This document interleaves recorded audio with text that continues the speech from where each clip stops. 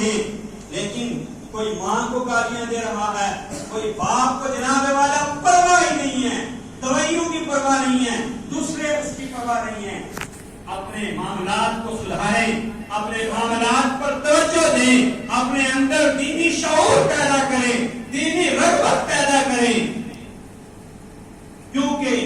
अब वो वक्त है कि जिस वक्त में अगर हमने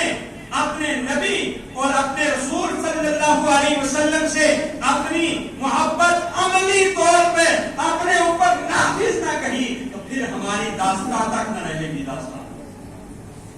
आज हमारे दिल अंदर से छली हैं, ये ईदें भी हैं, ये सारा कुछ है, लेकिन नबी पाक सल्लल्लाहु अलैहि वसल्लम की गुस्ताखी भी हुई है। इसलिए जब तक हम नमाज पंजगाना की पाबंदी नहीं करेंगे, जब तक हम दीनी जो निशानियां हैं उन निशानियों पर पूरे के पूरे नहीं उतरेंगे, तब तक हमारा कुछ नहीं होने वाला है। आप सारे मामलात करें, दुनिया भी कमाएं, दुनिया में भी बच्चों को पढ़ाएं,